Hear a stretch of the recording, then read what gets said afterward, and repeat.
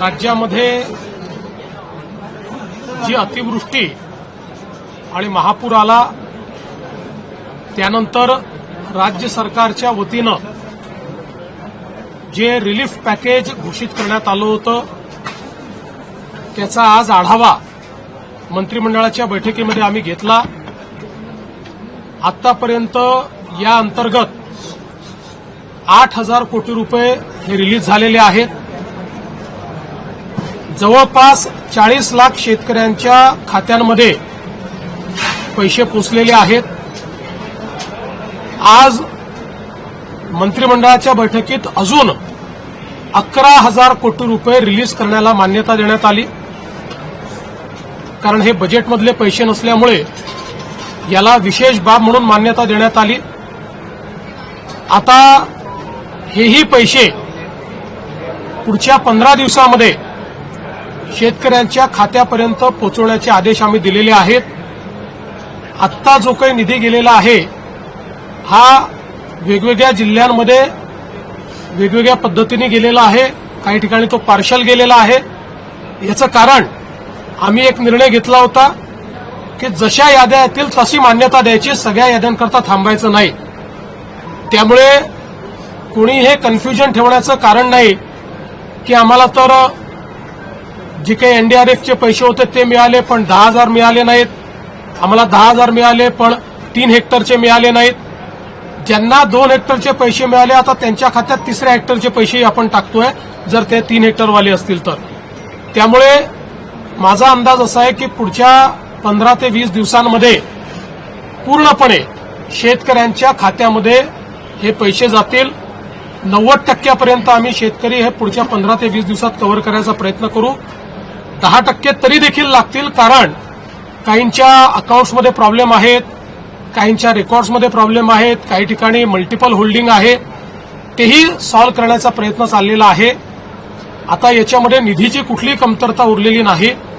फक्त आपण एक समजून घेतलं पाहिजे की याची प्रोसेस आहे, त्या प्रोसेसमध्ये 2 वेळा याद्या व्हॅलिडेट कराव्या लागतात।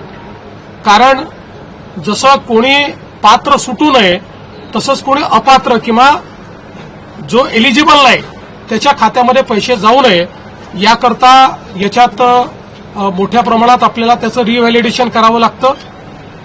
एक सुदैवाने अॅग्रीस्टॅकचा डेटा असल्यामुळे अॅग्रीस्टॅकचे जे अकाउंट होल्डर आहेत या कोणाचेही आम्ही ई-केवायसी करत नाहीये, अन्यथा ई-केवायसीलाच 1 महिना लागला असता। फक्त एखाद्या केसमध्ये जिथे अॅग्रीस्टॅकमध्ये नाव नाही आणि एलिजिबिलिटी आहे त्यांचंच केवळ ई-केवायसी आपण करतोय, त्यांनाही आपण पहिले मदत देऊ, त्याच्यानंतर मग ई-केवायसी करू, असाही निर्णय आपण केलेला आहे। त्यामुळे पुन्हा एकदा सांगतो की जवळपास आपण त्या ठिकाणी जी थेट मदत आहे त्यापैकी 8,000 कोटी रिलीज केली आहे। 11,000 कोटी आज रिलीज आपण करतो आहोत आणि आता ती आपल्या शेतकऱ्यांच्या खात्यामध्ये जायला सुरुवात झालेली आहे। घाई करू नका, अजून थांबतो, कळून जात नाही। दुसरं असं आहे की आता मोठ्या प्रमाणात शेतमालाच्या खरेदीचा विषय आलेला आहे। याही संदर्भात आम्ही सगळीकडे आता रजिस्ट्रेशन सुरू करतो आहोत। रजिस्ट्रेशनचं कारण आपल्याला माहिती आहे, आपण ही पद्धत याकरता सुरू केली की पूर्वी जर रजिस्ट्रेशन केलं नाही तर व्यापारीच शेतकऱ्याचा माल विकत घेऊन कमी पैशाने विकत घ्यायचे आणि सरकारला जास्त पैशाने विकायचे, आणि म्हणून आता आपण शेतकऱ्यांचं रजिस्ट्रेशन घेतो आणि मग त्यांचा माल रजिस्ट्रेशन नंतर खरेदी करतो। तशा प्रकारचं रजिस्ट्रेशन आपण सुरू केलेलं आहे। शेतकऱ्यांना माझी विनंती आहे की शेतकऱ्यांनी रजिस्ट्रेशन करावं। व्यापारी जर हमी भावाप्रमाणे तुमचा माल खरेदी करत असेल तर जरूर व्यापाराला विका, पण हमी भावापेक्षा कमी भाव जर व्यापारी देत असतील तर रजिस्टर करून सरकारच्या खरेदी केंद्रावर आपला माल टाका।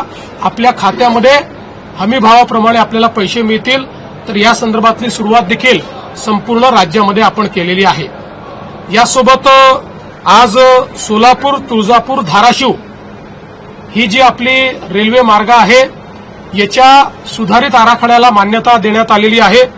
जवळपास 3,295 कोटीच्या आराखड्याला मान्यता दिली आहे। 50% पैसे यातले राज्य सरकार देणार आहे, 50% केंद्र सरकार देणार आहे। यामुळे मोठ्या प्रमाणात या ठिकाणी धाराशिव जिल्ह्याला तर फायदा होणारच आहे.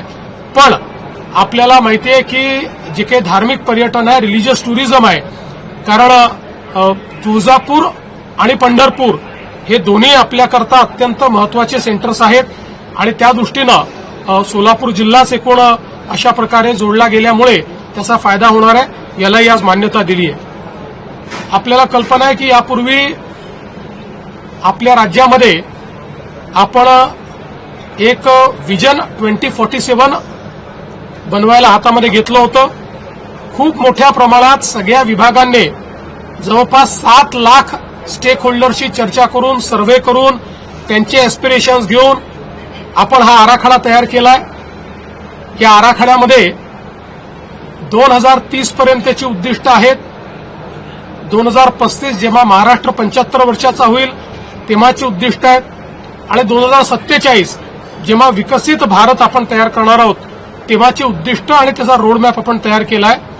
आज या विकसित महाराष्ट्र 2047 हे जे आपलं डॉक्युमेंट आहे, हा जो आपला प्लॅन आहे, याला मंत्रिमंडळाने मान्यता दिली आहे आणि आता लवकरच हा प्रकाशित केला जाईल. शेतकऱ्यांचे एकूण मदती पॅकेज जाहीर केलं जाईल, त्यापैकी किती टक्के अंमलबजावणी इम्प्लिमेंटेशन झालं? असं आहे की जे थेट शेतकऱ्यांच्या खात्यात जाणार आहे ते जवळपास 21,000 कोटी रुपयाचं पॅकेज आहे. त्यापैकी मी सांगितलं 8,000 कोटी हे आम्ही ऑलरेडी रिलीज केलेले आहेत.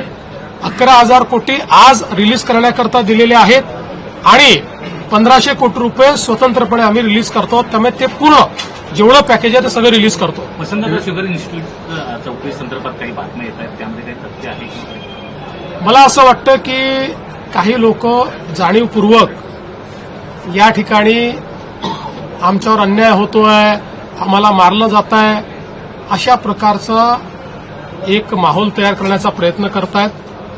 काही लोक विनाकारण ज्याला आपण असं म्हणू शकतो की आम्ही शहीद होतो असं दाखवण्याचा प्रयत्न करतायत. त्या सगळ्यांना मी सांगू इच्छितो, वसंतदादा शुगर इन्स्टिट्यूटची कुठलीही चौकशी राज्य सरकारने सुरू केलेली नाही. या ठिकाणी ज्यावेळेस आपला गाळप हंगामाची बैठक झाली होती त्या बैठकीमध्ये वेगवेगळे जे पैसे आपण कापून घेतो त्याचा विनियोग नेमका काय होतो या संदर्भातली माहिती घेतली पाहिजे असं सर्वसमक्ष ठरलं.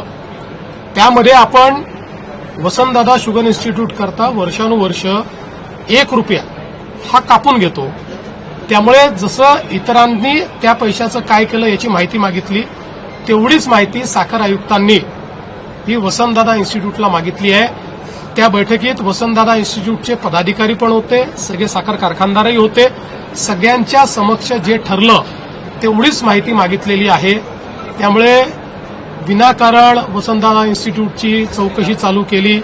आमच्याकडे तक्रार आली, गंभीर असेल तर आम्ही करूही, पण अशी कुठली तक्रारही आलेली नाही.